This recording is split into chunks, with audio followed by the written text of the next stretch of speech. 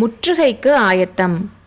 கண்ணபிரானும் கமலியும் பேசிட்டு இருந்த அதே நேரத்தில் அரண்மனையில் மகேந்திர பல்லவரோட மனைவியும் நரசிம்மரோட அம்மாவுமான புவன மகாதேவியும் மாமல்லரும் பரஞ்சோதியும் உட்காந்து பேசிட்டு இருந்தாங்க. அரசி, 8 மாசமா கோட்டைக்குள்ளேயே அடப்பட்டு கிடக்கிறேன்னு குமார சக்கரவர்த்தி ஓயாம குறை சொல்லிட்டே இருக்காரே, அவர் அப்படி புலம்புறதுக்கு ஒண்ணுமே இல்லை. கோட்டையோட மதில் நகரம் எல்லாத்தையும் நான் நல்லா சுற்றி பார்த்துட்டேன். எத்தனை பேர் படையெடுத்து வந்தாலும் காஞ்சி கோட்டைக்குள்ளே நுழைய முடியாது. அப்படி இருக்க புலிகேசியும் துர்வினிதனும் என்ன செஞ்சிட போகிறாங்கன்னு பரஞ்சோதி சொன்னார். கோட்டையை பாதுகாக்க மாமல்லன் என்னென்ன பண்ணியிருக்கான், நீயாவது சொல் பரஞ்சோதி. மாமல்லன் என்கிட்ட ஒன்றுமே சொல்கிறதில்ல. அந்த புறத்தில் இருக்க வேண்டிய பொம்பளைக்கு யுத்த விஷயங்களை பற்றி எதுக்கு சொல்லணுன்றது அவனோட எண்ணம்னு புவன மகாதேவி சொன்னாங்க. அம்மா, அந்த புறத்தில் அடைஞ்சு கிடக்கிறது நீங்களா? நான் தானே பொண்ணை விட கேவலமாக கோட்டைக்குள்ளே அடைஞ்சிருக்கேன். அப்பா எனக்கு இப்படி பண்ணுவார்னு நான் நினைக்கவே இல்லைன்னு சொன்னார். குழந்தாய், உன் அப்பாவை பற்றி எதுவும் சொல்லாத. அவர் என்ன சொன்னாலும் செஞ்சாலும் அதில் ஏதாச்சும் இருக்கும். முன் யோசனையோட தான் எதுனாலும் பண்ணுவார்னு புவன மகாதேவி சொல்லி முடிக்கிறதுக்குள்ளேயே பரஞ்சோதி, உண்மை தேவி உண்மை, அவரை மாதிரி முன் யோசனை இருக்கிறவங்கள எங்கேயும் பார்க்க முடியாதுன்னு நான் சத்தியம் பண்ணுவேன்னு சொன்னார். இப்போ நீங்கள் 2 பேரும் ஒன்றா சேர்ந்துட்டீங்களா? அப்படின்னா நானும் உங்களோட சேர்ந்துக்கிறேன்.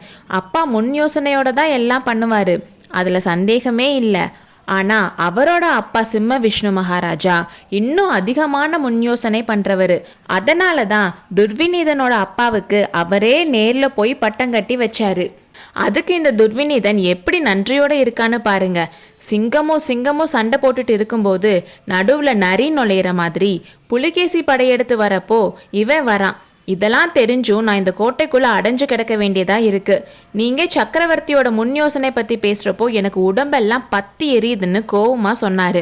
குழந்தாய், துர்விநீதனோட நன்றி இல்லாத துரோகத்தை நினச்சா எனக்கும் கோவமாக தான் வருது. அதுக்கு என்ன பண்ண முடியும்?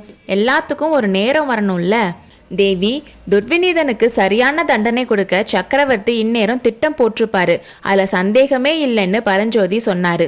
சக்கரவர்த்தி திட்டம் போட்டிருப்பாரு, அதை நிறைவேற்றவும் செய்வாரு. ஆனால் நான் எதுக்கு இங்கே இருக்கேன்? அம்மா, பாரத கதையில் வர உத்தரகுமாரனாவது போர்க்களத்துக்கு போயிட்டு திரும்பி ஓடி வந்தான். ஆனால் நான் அரண்மனையிலிருந்தே வெளியில் போகலை. மகாபாரத கதையை எழுதின மாதிரி இந்த காலத்து கதை யாராவது எழுதுனா என்னோட வீரத்தை எவ்வளோ பாராட்டுவாங்க. இவ்வளோ நடந்தாலும் நான் அமைதியாக இருக்கணும்னு நீங்கள் 2 பேரும் சொல்கிறீங்கன்னு அவர் சொன்னப்போ அவர் கண்ணில் கண்ணீர் தேம்பி நின்றுச்சு. மாமல்லரோட முகத்தை நேர பார்க்க முடியாமல் சக்கரவர்த்தினியை பார்த்து பரஞ்சோதி சொன்னார். தேவி, குமார சக்கரவர்த்தி அவரை உத்தரகுமாரனோட கம்பேர் பண்ணுறது கொஞ்சம் கூட நல்லா இல்லை. எல்லாரும் போருக்கு போனப்போ உத்தரகுமாரன் என்ன பண்ணிட்டு இருந்தான்? அவனோட தங்கச்சி உத்தரகுமாரி நாட்டியம் கற்றுக்கிறத பார்த்துட்டு பொழுத கழிச்சிட்டு இருந்தான். மாமல்லர் அப்படி ஒன்றும் பண்ணலையேன்னு சொன்னார். இப்படி அவர் சொன்னதும் 3 பேருக்குமே சிவகாமியோட ஞாபகம் வந்துச்சு. உடனே மாமல்லரோட முகம் வாடி போச்சு. பரஞ்சோதி அப்படி சொன்னது தப்போன்னு நினச்சிக்கிட்டு, இன்னும் யுத்தம் ஆரம்பிக்க கூட இல்லை, மகாபாரத யுத்தத்தை விட எவ்வளோ பெரிய யுத்தம் இனிமேல் தான் நடக்க போகுது. இனிமேல் தான் மாமல்லரோட வீரத்தை பார்க்கறதுக்கு சந்தர்ப்பங்கள் வரப்போகுதுன்னு சொன்னார். போதும், எத்தனை யுத்தம் வந்தா என்ன, எத்தனை சந்தர்ப்பம் வந்தா என்ன, அப்பா என்னை இந்த கோட்டைக்குள்ளேயே பூட்டி வைக்க மாட்டாருன்னு என்ன நிச்சயம்னு கேட்டார். பேச்சை மாற்ற விரும்பின புவன மகாதேவி, பரஞ்சோதி, கோட்டையை பத்திரப்படுத்த மாமல்லன் என்ன பண்ணியிருக்கான்னு நீ ஒன்றும் சொல்லலையேன்னு கேட்டாங்க. தேவி, நம்ம கோட்டை மதில சுற்றி இருக்க அகலியை நீங்கள் பார்த்துருக்கீங்கல்ல? நீங்கள் 8 மாதத்துக்கு முன்னாடி பார்த்தப்போ அது சின்ன கால்வாய் மாதிரி இருந்துச்சு. ஆனால் இப்போ பார்த்தா கடல் மாதிரி இருக்குது. எங்கே பார்த்தாலும் முதலை வாயை பிளந்துட்டு இருக்கு. வாதாபி சைன்யத்தில் இருக்க எத்தனை பேருக்கு இந்த அகலியில் மோட்சம் கிடைக்க போகுதோன்னு சொன்னார். அகலியில் அவங்க இறங்கினா தானே பாலம் போட்டு வந்தா, இல்லைன்னா படகுல வந்தா? தேவி, அகலிக்கிட்ட வரவங்க மேலே அம்பு வீச 5000 வீரர்கள் சுவர்கிட்ட மறைஞ்சு இருப்பாங்க. அப்படியும் அகலியை தாண்டி வரவங்களுக்கு அகலிக்கும் சுவருக்கும் நடுவில் கண்ணுக்கு தெரியாத பள்ளங்களில் விழுந்து காலை ஒடிச்சுக்குவாங்க. அங்கங்கே கண்ணுக்கு தெரியாமல் விரிச்சிருக்க வலைகள்லையும் பொறிகள்லையும் மாட்டிக்குவாங்க. இதையும் மீறி சுவர் மேலே ஏற முயற்சிக்கிற வீரர்கள் தலைமையில் சுவர் மேலே வச்சிருக்க பாறாங்கள் உருண்டு விழும். வாதாபி சைன்யத்தில் 1,00,000 வீரர்கள் இருக்காங்கன்னு சொல்கிறாங்களே, அவங்க நினச்சா அகலியை அங்கங்கே தூர்த்து வழி அமைச்சுக்க மாட்டாங்களா? ஆமாம் தேவி, அகலியை வேணா தூர்க்கலாம், ஆனால் கோட்டை மதில அவ்வளோ ஈஸியாக இடிக்க முடியாது. கோட்டை வாசல்ல யானையை வச்சு இடிக்க வச்சா என்ன பண்றது? யானையோட மோதலுக்கு மரக்கதவுகள் என்ன செய்யும்னு அவங்க கேட்டப்போ பரஞ்சோதி எதையோ நினைச்சு சிரிச்சாரு. ஏன் சிரிக்கிறேன்னு புவன மகாதேவி கேட்டப்போ, நீங்க சொன்னதை நினைச்சுதான் சிரிக்கிறேன் தேவி. நீங்க சொன்ன மாதிரி அகழிய தூர்த்து பெரிய பெரிய பாலம் போட்டு கோட்டை கதவை உடைக்க யானையை வச்சு இடிக்க வைக்க தான் போறாங்க. அதுக்கு அந்த யானைகளுக்கு ஃபஸ்ட்டு சாராயத்தை கொடுத்துட்டு தான் இடிக்க வைக்க போகிறாங்க.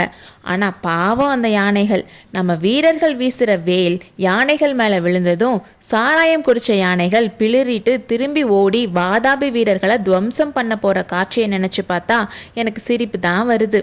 இது மட்டுமா, அந்த வேலுக்கு தப்பிச்ச சில யானைகள் கதவு மேலே மோதும்ல, அப்போ கதவு பிளக்கிறப்போ உள்ள நீட்டிட்டு இருக்க வேல்கள் அதோட மண்டையை பிளக்கிறப்போ அந்த யானைகள் வந்த வேகத்தை விட திரும்பி ஓடுற வேகம் அதிகமாக இருக்கும்லன்னு பரஞ்சோதி சொன்னார். அப்படியான்னு ஆச்சரியமா புவன மகாதேவி கேட்டாங்க. ஆமாம் அம்மா, ஆனால் இதுக்கெல்லாம் மூல காரணம் யார் தெரியுமா?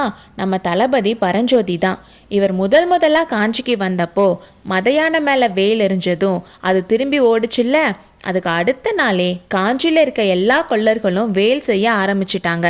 தளபதி அன்னைக்கு பண்ணதில் தான் வாதாபியோட யானைப்படையை எதிர்க்கிறதுக்கு ஐடியா வந்திருக்கு அப்பாவுக்கு. இதெல்லாம் அப்பாவே என்கிட்ட சொன்னார்னு ரொம்ப பெருமையாக பரஞ்சோதியை பற்றி சொன்னார். தேவி, இந்த 8 மாசத்துல கொள்ளர்கள் செஞ்சிருக்க லட்சக்கணக்கான வேல்களை பார்த்தேன். நான் கொண்டு வந்த சோழ நாட்டு வேலை போலவே எல்லா வேல்களையும் செஞ்சுருக்காங்க. என்னையவே அவங்க ஏமாத்திட்டாங்க. நான் ஓலை எடுத்துட்டு போனப்போ என்கிட்ட இருந்த வேல் என்னோடது தான் நான் நினச்சேன். இங்கே வந்ததுக்கு அப்புறம்தான் மாமல்லர் என்னோட வேலை பத்திரமா வச்சிருந்தாருன்னு தெரிஞ்சுது. 8 மாசமா சும்மா இருக்கேன்னு மாமல்லர் சொல்றதை ஏற்றுக்கவே முடியாது. கோட்டை பாதுகாப்பு மட்டும் இல்லாமல் கோட்டையை முற்றுகைக்கும் ரெடியாக வச்சுருக்காரு. காஞ்சி மக்களுக்கு 2 வருஷத்துக்கு தேவையான சாப்பாடை சேர்த்து வச்சுருக்காரு. ஊருக்குள்ளே அனாவசியமாக இருந்தவங்களை அனுப்பியாச்சு. முக்கியமாக கபாலிகர்களை வெளியேற்றுறது பெரிய கஷ்டம். ஆனால் அதுக்கு சரியான ஸ்ட்ராட்டஜி யூஸ் பண்ணார். காஞ்சியில் இருக்க மதுபான கடையெல்லாம் மூடணும்னு கட்டளை போட்ட உடனே எல்லா கபாலிகர்களும் மண்டை ஓட்டை எடுத்துக்கிட்டு வடக்கு வாசல் வழியாக போயிட்டாங்க.